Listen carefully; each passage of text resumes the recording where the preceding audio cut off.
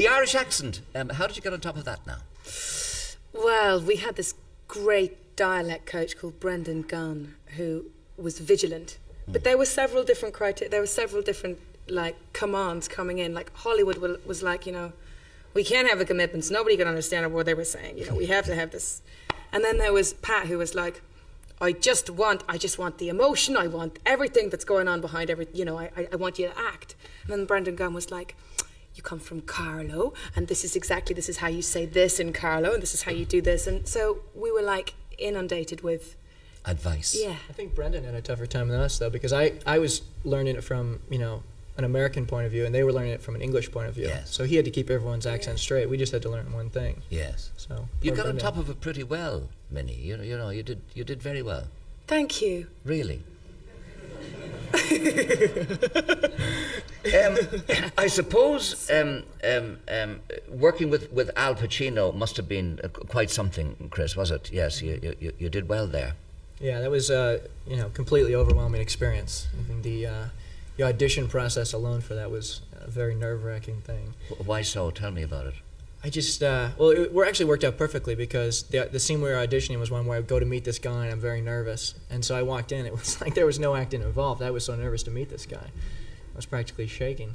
But I felt real fortunate, to get to do a whole film with him because, I would have been happy just to do one scene with someone of that, stature. So.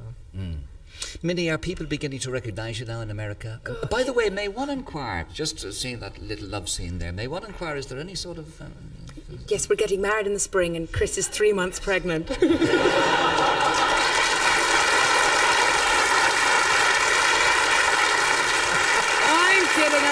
kidding. Oh, God.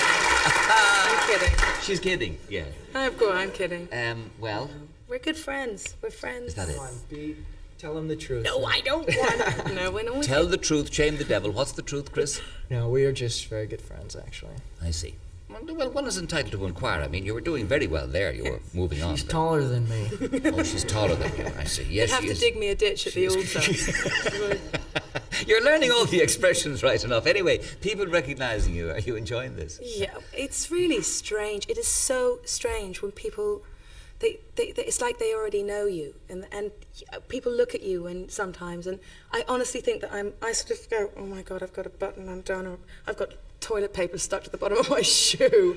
You think they're looking at you for all these reasons, but it's just because there's a recognition, you it's very unfamiliar territory. Yes, and you walk into a restaurant and the heads turn. Well, no, I mean, not all the time, but sometimes, and It's pretty amazing. I mean, it's like you're a different person. It's like they see someone who isn't actually you. Yes, but are you enjoying that? Yeah. Still? I mean, I'm enjoying the whole... Anything that you do for the first time, anything that's new is, it's so exciting. You don't get a chance to do things for the first time after a certain age, I find. You learn to drive a car, you maybe fall in love for the first time, but suddenly it's like a whole new life. And have you fallen in love again now since the fella ditched the... No, I haven't. I'm steering clear of men. That is a lie, Minnie. And you know it is a lie, Minnie, because I have information which is to the contradictory. Oh, really? Yes. What do you know? Yes, I just know there's another fella. Well, no, there was another fella, but it's like, as Alan Cumming, who played Sean in the film, said, I'm just test driving a few models at the moment.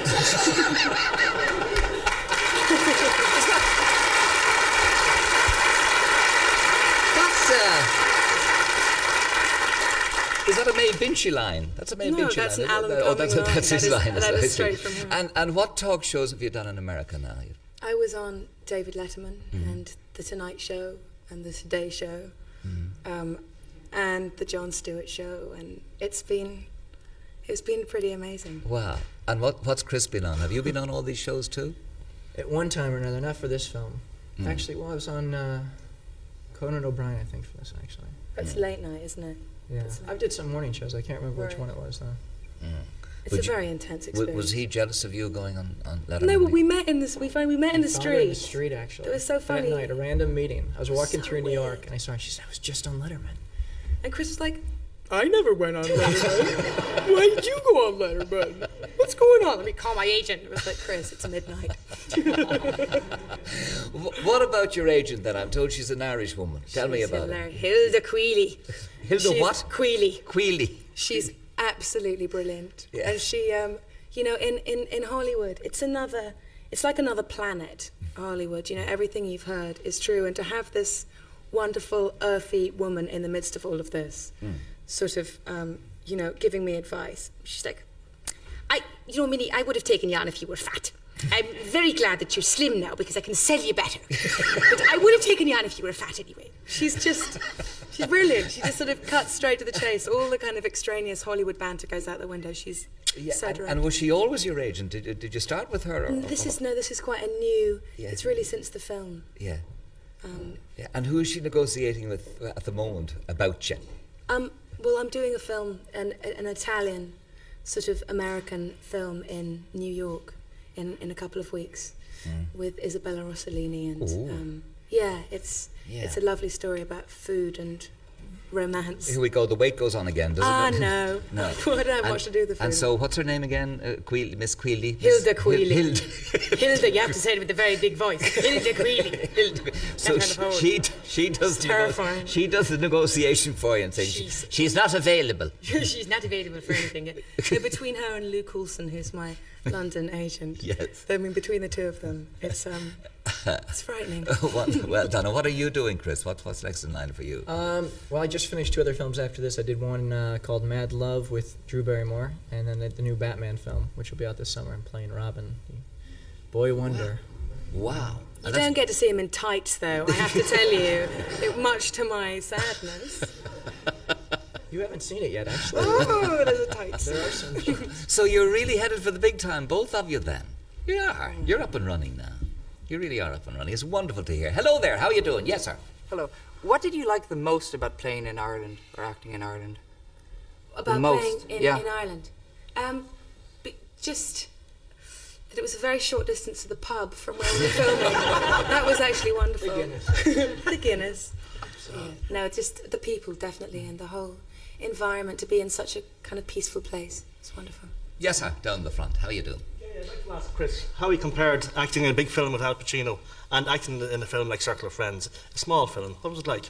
Yeah. Well, Son of Woman was a huge budget film, and we were filming in New York City, and everyone, the crew and all the cast, well, it was really only Al, but they lived in New York, so at the end of the day, everyone went home. And this film, it was much more of an intimate process. I mean, it was so many actors in it, and we all worked real closely, and you know, we'd see each other after we were finished working, and it was just, you know, being out in the beautiful countryside of Ireland is a lot more peaceful than living in New York for 4 months. You regard it as a more enjoyable experience, would you? Oh yeah, I mean, it's hard to compare because, you know, you love having an experience like working with Al Pacino, but this was just, as a whole, this, you know, I'd heard so much about Ireland beforehand. Everyone had been going on and on about it because I come from a very Irish Catholic community, and I had never had a chance to come here. I didn't understand what was so great. I thought, God, they don't have very good weather. What could possibly be so great? And you know, as soon as I got here, I realized it's the people, and you know, everyone's just so friendly, and everyone's very genuine, and you can just go into any pub and start talking to people, and it was just a real enjoyable experience. When you're draped around a pint in O'Donnell's of Inishtig, the weather doesn't count for very much, I can assure you. Yes, sir. Being such a relative newcomer to movies, working with Al Pacino in Scent of a Woman, did he give you any hints or? What did Al tell me? Only like real advice he told me was to never date an actress. He told me, and I didn't exactly take his advice at first. Although the girl I date now is not an actress. Pacino said that? He did. To you? To me. He said, if you date an actress, he said, you'll never come first in her life. The acting will always come first. I think he's actually probably right. Yeah.